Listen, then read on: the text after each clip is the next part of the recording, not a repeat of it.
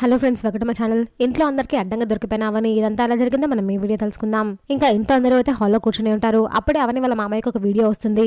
ఆ వీడియోలో అవని శ్రీయా వాళ్ళ ఇంటికి వెళ్ళడం, శ్రీయాకి పెళ్లి చేసే బాధ్యత నాది అని చెప్పడం అంతా ఉంటుంది. అది చూసి అవని వాళ్ళ మామయ్య అయితే షాక్ అవుతాడు. ఇంతలో ఇంటికి అవని వస్తుంది. ఆగు, ఎక్కడికి వెళ్ళావు నువ్వు అని వాళ్ళ మామయ్య అడుగుతూ ఉంటాడు.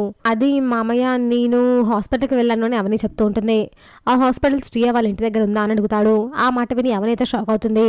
అసలు నువ్వు ఏం చేస్తున్నావు నీకన్నా అర్థమవుతుందా? శ్రీయాకి పెళ్లి చేయడం ఏంటి, నువ్వు వాళ్ళ ఇంటికి వెళ్ళడం ఏంటి అని వాళ్ళ మామయ్య అయితే సీరియస్ అవుతూ ఉంటాడు. ఇంతలో అక్షయ్ కూడా నువ్వు ఇలా చేస్తావని అసలు అనుకోలేదు అవని, నువ్వు శ్రీకర్కి సపోర్ట్ చేయడం ఏంటి, వాడు మన పరువు తీశాడు అని అతను కూడా సీరియస్ అవుతూ ఉంటాడు.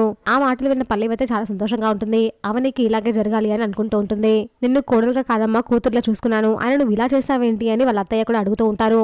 దీనికి అవని ఎమోషనల్ అవుతుంది, ఏడుస్తూ ఉంటుంది. అది నేను చెప్పేది ఒకసారి వినండి అని అవని అంటుంది. ఇంకా ఆపు, నువ్వేం చెప్పనవసరం లేదని వాళ్ళ మామయ్య అంటాడు. దీనికి అవని బాధపడుతూ ఉంటుంది. చూసాక ఫ్రెండ్స్, మరి ఏం జరగబోతుందో. ఇలాంటి జెన్యూన్ అప్డేట్ కోసం మా వీడియోకి లైక్ చేసి ఛానల్ సబ్స్క్రైబ్ చేసుకోండి.